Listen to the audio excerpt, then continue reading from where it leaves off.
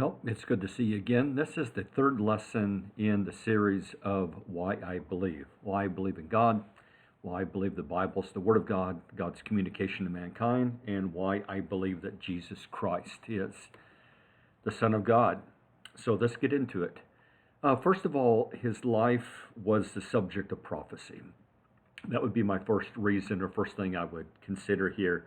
Long before Jesus ever came to this earth, and whether or not you believe he's God in the flesh, let's just say long before he was born, specific prophecies existed in the Old Testament scriptures.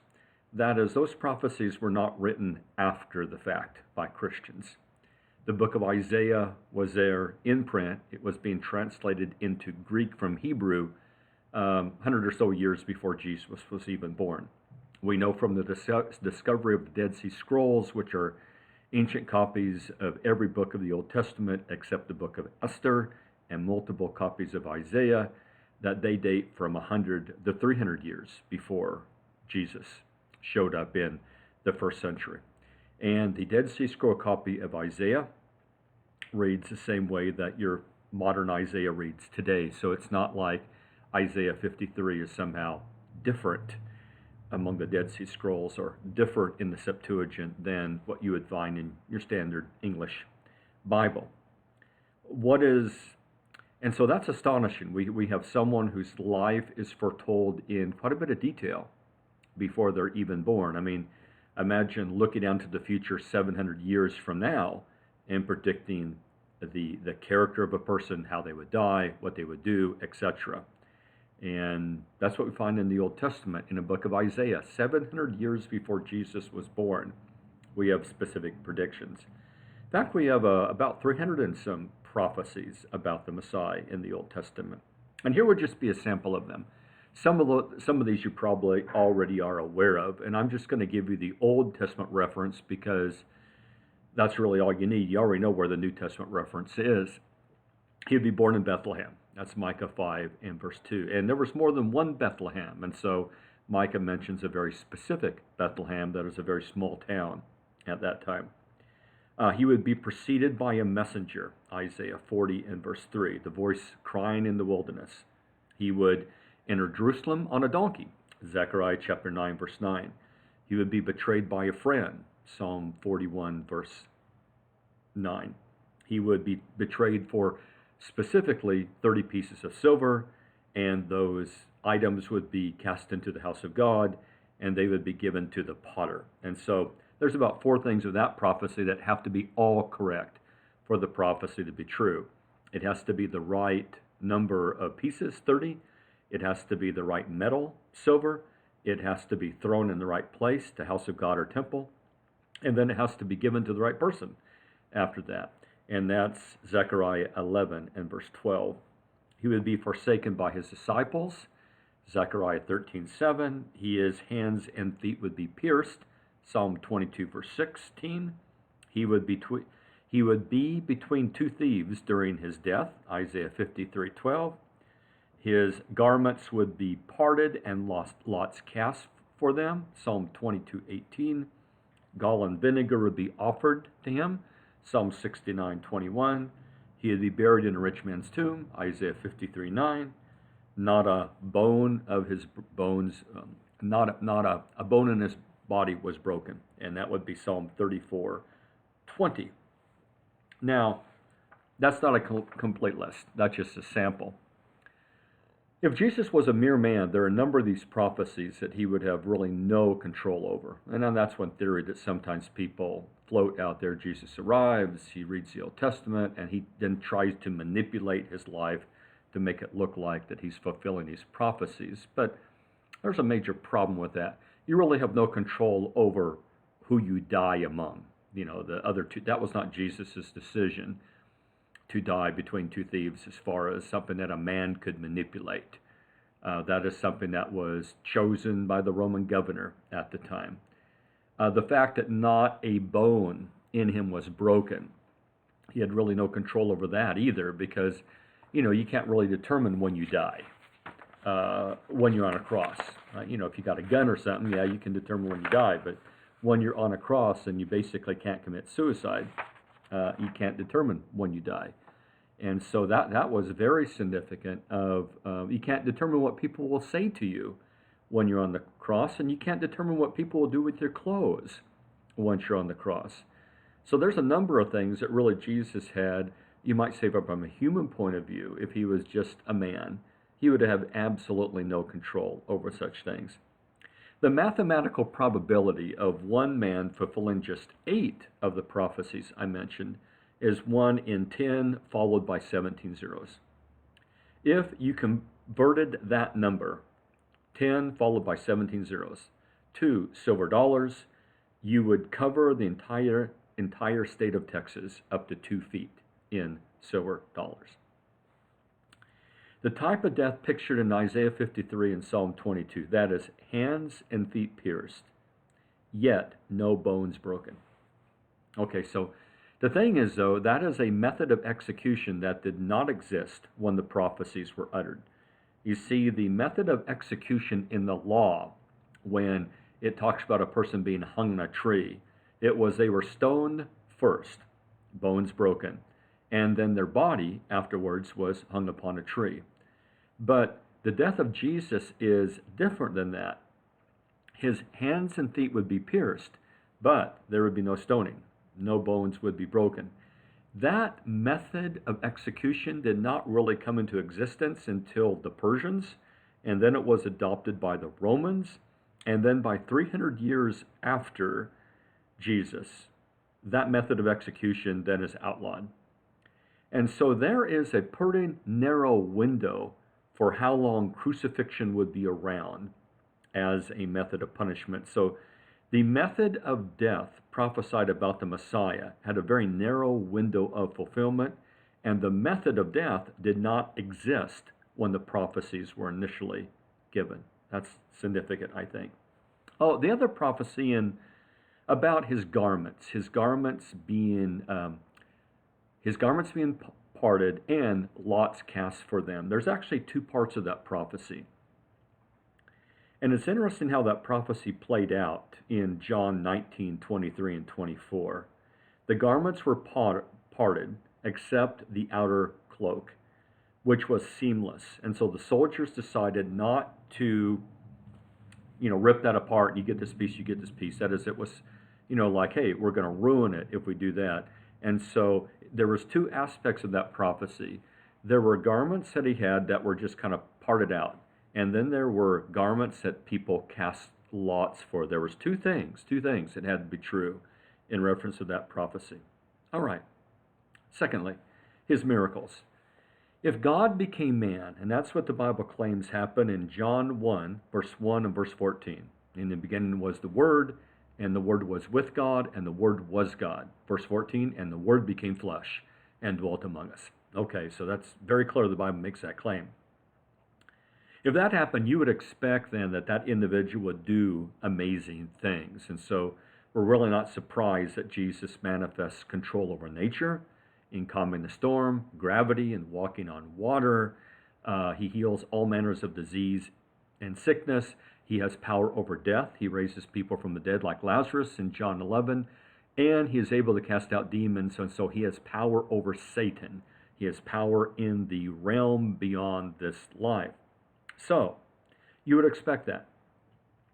The miracles also were so public that the enemies of Jesus could not deny their reality. And you'll find that in John 11:47, when the enemies of Jesus will say, what are we doing because this man is doing many signs? So I don't find the enemies of Jesus ever trying to deny the reality of his works, his miraculous works. What they tried to do is sidestep the point and argue that the miracles he performed were done by the power of Satan. I mean, that was basically their argument, which is a very poor argument because you've just conceded that he worked miracles. And Nicodemus was right in John 3:2. When Nicodemus came to Jesus by night, Nicodemus said, "No man can do the things that you do except God is with him." That Nicodemus got it, is that the miracles were proof, or the miracles were like the Father's stamp of approval on his Son. That's my son. Listen to what he says, because he is doing things that nobody, no mere earthly mortal, could ever do. Number 3, his moral character. If God became man, Philippians chapter 2, verse 6 is another passage along that lines, then we would expect a sinless life. You know, the disciples like Peter would spend 3 years constantly with Jesus, and yet in all that time, even though he rebuked them and corrected them multiple times, they never found any flaw in his life. And near the end of his life, Peter would make that claim very specifically in 1 Peter chapter 2, verse 22, where he says concerning Jesus, who committed no sin. That's an amazing statement because the rest of us are not in that category, Romans chapter 3, in verse 23. And yet, you know, even the enemies of Jesus seem to admit that, because in Matthew chapter 22 and verse 16, they would come to Jesus and say, we know that you are truthful and teach the way of God in truth and defer to no one, for you are not partial to any. They would admit that in their statement. Pilate would examine Jesus and say, repeatedly, I find no fault in him. That's John 19:6. And even the centurion that was standing there when Jesus was crucified and saw all of it and was a firsthand eyewitness of all the events, that centurion's testimony is recorded in Mark 15:39, and it says, truly this man was the Son of God. So there was an observer that had no dog in the fight there. Just an observer from the outside who said, yeah, this man was the Son of God. You know, our culture is very used to all high-profile figures having scandal attached to them, whether high-profile conservative figures or liberal, progressive figures. Scandal tends to attach to them. Yet when it comes to Jesus, and even many religious leaders are like, famous religious leaders in the past, there are scandals about them. You know, stuff has surfaced about their life. They were not all that they claimed to be. But when it comes to Jesus, there was no scandal like that. In fact, he even challenged them. You know, which one of you convicts me of sin? John chapter 8, verse 46. Number 4, his amazing teachings. If God became man, then we would expect that this individual would give the highest moral standard ever known to mankind. And that's exactly what Jesus did. In fact, people were amazed at his teaching. Matthew chapter 7, verse 28, the crowds were amazed by his teaching. That Jesus' teaching was not like that of the scribes and the Pharisees. It was different. And the same is true in John 7:46, when the Pharisees sent their officers to arrest Jesus. They came back empty-handed, and the Pharisee says, you know, where is he? And they said, never did a man speak the way that this man speaks. Jesus' teachings are so impactful that if society simply followed them, pretty much all our social problems would vanish overnight. If people would just start living the Christian life, yeah, our social problems, crime, drug abuse, all of that would just disappear pretty much overnight. It would be a completely different world that we would live in. No locks, no internet security needed, no one's trying to rip you off, etc. There would be plenty of tax revenue to go around because it would not be wasted on things like jails and other things like that. There would be plenty. People would be unselfish. People would only take what they need, that sort of thing. Everyone would be working hard. No one would be lazy and trying to scam the system, and on and on and on. Right? No one would be shirking their responsibilities. No one would be leaving a wife. No father would be leaving their kids without a dad. All of those sort of things. They just simply would not exist. People would not be exploited. There'd be no pornography. There'd be no prostitution, and on and on and on. Okay.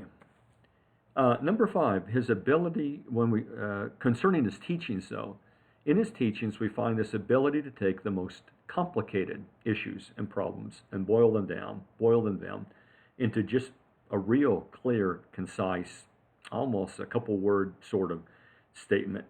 Mankind, we often muddy the water. We speak too much. We go on too long. But if God became man, then we would expect that he would be able to take very complicated questions, broad principles, and boil them down and sum them up in like one simple statement. And you find Jesus doing that constantly. Treat others the way that you want to be treated. Matthew chapter 7:12. The great commandment, love God with all your heart, soul, mind, and strength. Second, love your neighbor as yourself.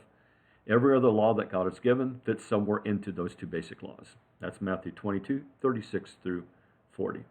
And connected to that would be the next one, is that if God became man, then we would be able to predict that no one would be able to stump him intellectually. No one would be able to ask him a question that he did not have a ready answer for. And it's interesting, the Bible records a number of attempts. And let's get this clear. It does not record softball questions to Jesus. It records the most difficult questions of the time. It records the very thorny question among the Jews, since they were now under Roman occupation. Is it lawful with God to pay taxes to this Roman government that's over us? And Jesus answered that very simply. Render to Caesar the things that are Caesar's, to God the things that are God's. But that was like one of the most complicated questions of the time. In Matthew 22, there's a very complicated argument about the resurrection, or the denial of the resurrection presented by the Sadducees, that the Pharisees had not been able to handle, and that Jesus cuts through it very quickly with basically a very simple statement from the Old Testament in Exodus chapter 3. And everyone just marveled at how he was able to take a question that looked like, or an argument that looked like was an unassailable argument, and just destroy it instantly with one simple verse. And so he answered these questions without hesitation, without apology, without modification, without correction, and without withdrawing anything he taught.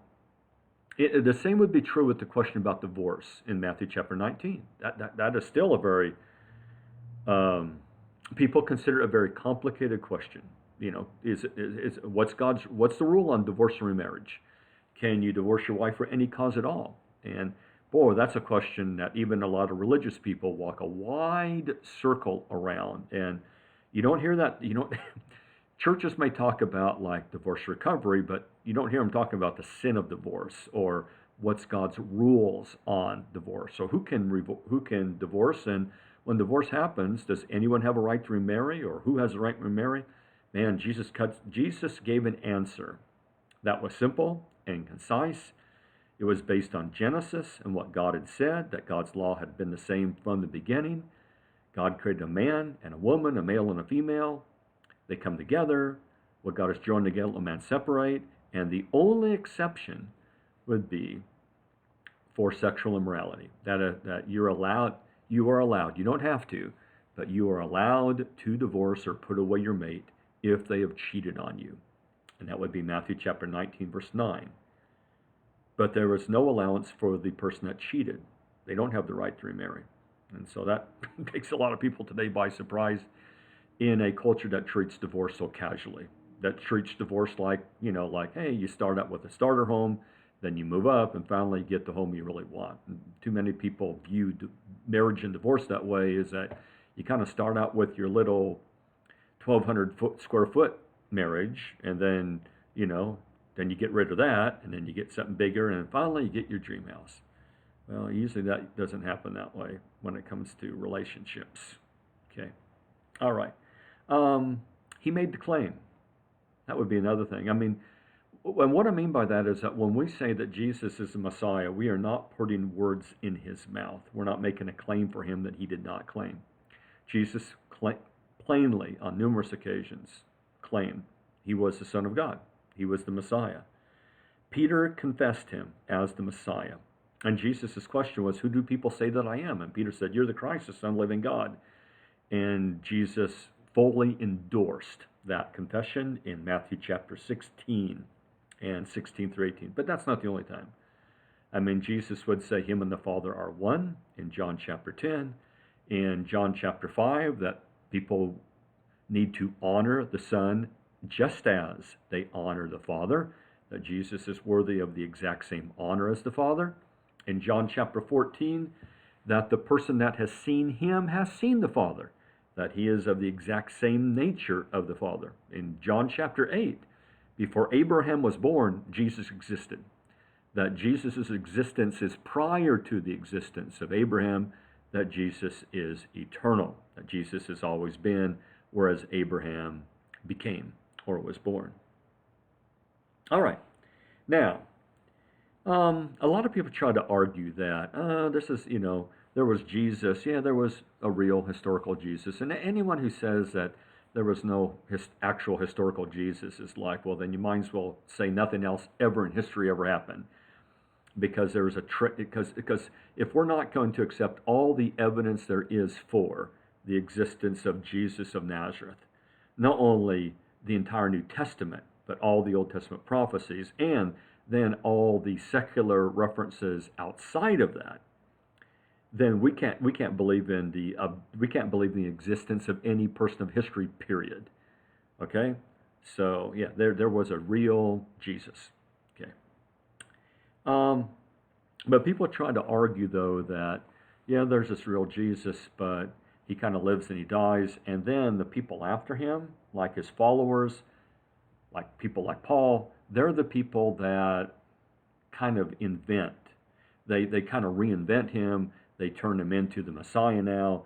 They're the ones that really start Christianity and stuff like that. And so there's a number of problems with that. Number one, the apostles gained nothing materially from preaching the gospel. That's one, and many of them died. Many of them died for this. And there's also a difference here as far as a martyr. There are people that are martyrs, that they die for a cause, but they die because someone else has told them the cause is true. The apostles were different. The apostles knew whether the cause was true or not, because the apostles claimed to be eyewitnesses of the resurrected Christ. It's one thing to be a martyr because you believe what someone else told you. It's another thing to go ahead and be a martyr when you actually know for sure whether what you believe is true or not. And that's the category that the apostles fit into. All right, because they were eyewitnesses, the eyewitnesses there. Let's go a little bit further here. Not only that, but there's a major problem with a group of men making up a story, being deceivers, and yet coming up with the greatest moral character ever known. How'd they do that? How did a group of charlatans come up with the character of Jesus Christ? That's, not only that, but here we would have deceivers that come up with a character that condemns deception in no uncertain terms. And then something else. They would not only have to invent the character of Jesus, but they would have to invent also the Sermon on the Mount. They would have to invent his responses to the most difficult questions of the time. They would have to also invent all his parables. Are you telling me that a group of Galilean fishermen, uneducated Galilean fishermen, came up with all of that? And it takes more faith to believe that than actually what the Bible says truly happened. Okay, then here's the other thing. The New Testament was not written centuries after Jesus lived. Earliest portion of the New Testament we have dates about 30 years after the book of Revelation is written.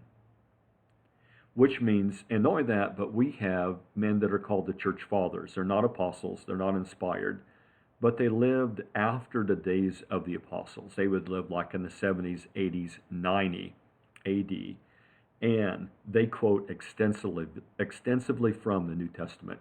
In fact, someone has noted that if all our New Testaments disappeared, we could go to the writings of what is called the Church Fathers, men that lived like 70 AD, 80 AD, 90 AD, and we could reconstruct an complete New Testament because that's how often they quote from the writings of the apostles.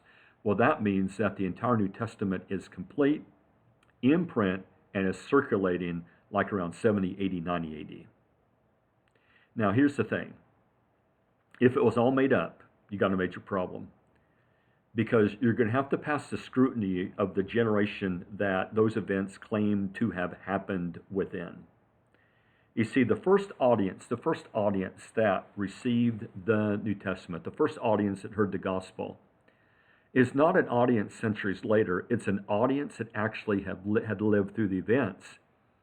And if the gospel was just a bunch of myth, then that audience would have said, no, they would have said, hey, we lived there in Palestine. There was no such person as John the Baptist, and there was no baptism in the Jordan, and there was no Jesus, and there was no miracles, and there was no crucifixion, and blah, blah, blah, blah, blah. You see, that's the audience that the gospel first had to convict or convince. It was the people that had lived through those times. And if that stuff never happened, then there's no way that even gets off the ground. So keep that in mind. Keep that in mind. Is that the gospel is written within. The New Testament is written within the lifetime of the people then living, of Jesus' generation, John's generation, etc. Now, okay, not only that, one other thing I want to note is that writing in 112 AD, not that long after the book of Revelation is written, and the New Testament is finally one complete compact unit, Pliny the Younger wrote that Christians were in the habit of meeting on a certain day, and when they did, they sang hymns to Christ as to God. So, as early as 112 AD, at least from secular, non-New Testament sources, there were Christians, and see, Christianity did not evolve. It's not that slowly, gradually, this idea that Jesus is the Messiah evolved. Right there, early on, how did Christians view Jesus? He's God. He's God in the flesh, because that's what the New Testament clearly presents him as. There's something else.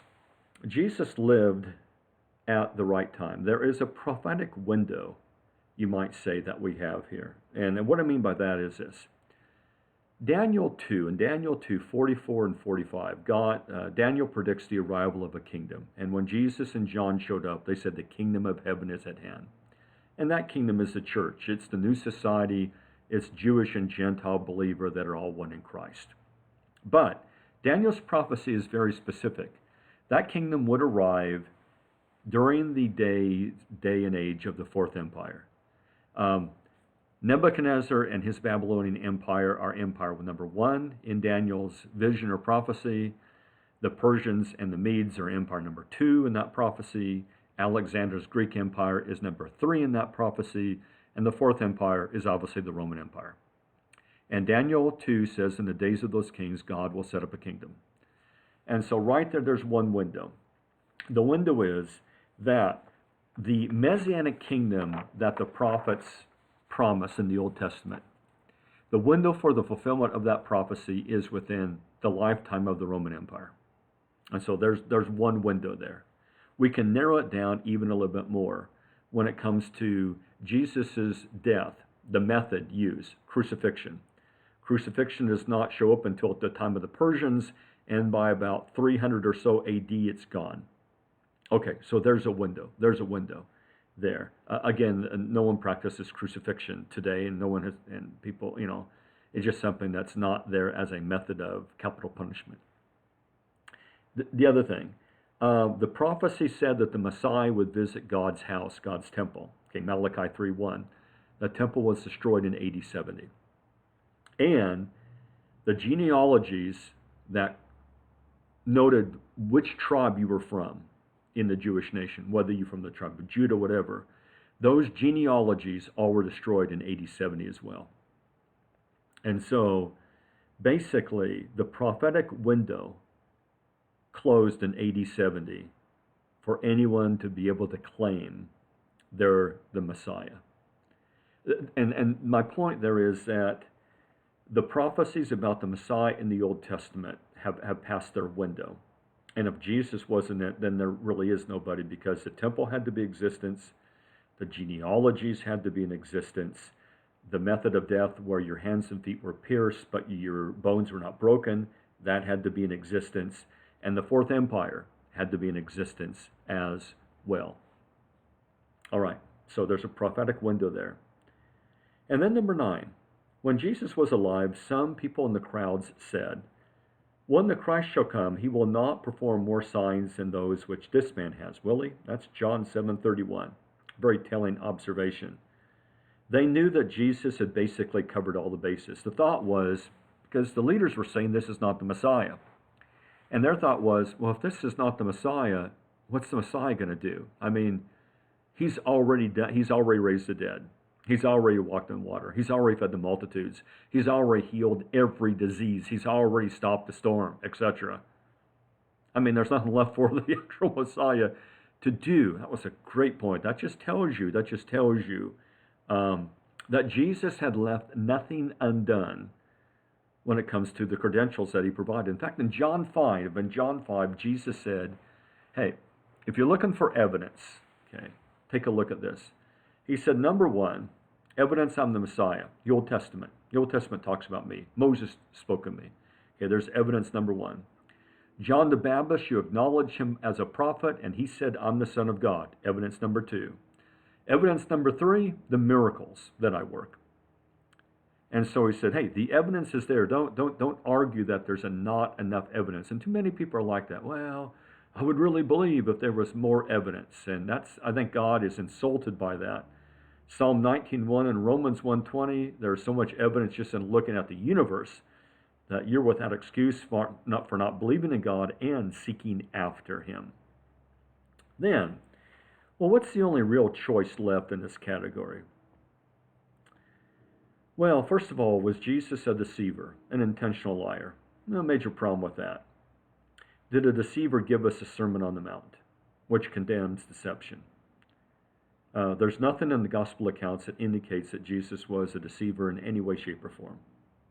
In fact, his followers said he was sinless. And even his enemies and others really could not. I mean, when Jesus was crucified, it was done on trumped up charges. It was not because he had done anything wrong. Number two, was he a lunatic? Was he beside himself? Well, wait a minute. Are the New Testament writings, Sermon on the Mount, and the gospel message the ravings of a lunatic? When Jesus answers the questions of his enemies in Matthew 21 and 22, those are not the statements given by a lunatic. Okay, and so we can pretty much take those two choices right off. Okay. Now, what about this one? Was he a good teacher, a religious teacher, a great teacher, maybe one of the greatest people who ever lived, but not God, not the Messiah, not the Savior of the world? Okay, major problem with that. And I think a lot of people want to camp there. They're comfortable with that. They're not quite comfortable with him being God because that means you got to do what he says, right? But they're comfortable with, oh, great teacher, great example, great role model, etc. But no, not God. Okay, here's a problem. He claimed to be God. Good men do not claim to be God when they're not. And so what Jesus did is Jesus took away that option. That option's not on the table. Okay, you're not allowed even to camp there. He didn't claim to be a mere good man. He claimed to be God, God in the flesh. And if you saw him, you saw the Father, John chapter 14 and verse 9. And that he would judge you at the last day, John 12:48. So what's the only choice left? Well, the only choice left is he's the Son of God. That's just kind of a logical progression as you look at the evidence. The only choice left I have is that he is who he claimed to be. So years ago I read into something I thought was pretty helpful. It was kind of this idea that if God became a man, what would we expect? If God became a man, then we would certainly expect him to possibly have an unusual entrance into this world. Virgin birth, Isaiah 7. That he would be without sin, which he was. That he would manifest the supernatural in the form of miracles, which he did. And even his enemies admitted that. He would be acutely different from other men, and I think that's simply the case. Yeah, the very name Jesus Christ, immediately a lot of people kind of do this because they realize that he's in a different category than other men. He would speak the greatest words ever spoken. I think that's hard to deny. He would have a lasting and universal influence, which he has had. He would satisfy the spiritual hunger in men and women, which countless people would attest to. He would exercise power over death, not only the death of other people, but his own death, which he did. And he would be exceptionally kind, compassionate, and confident, which that's exactly how he comes across in the Gospels. All right, next time we'll stay with Jesus, but next time it will be why I believe that he was resurrected from the dead. Until next time, we'll see you later.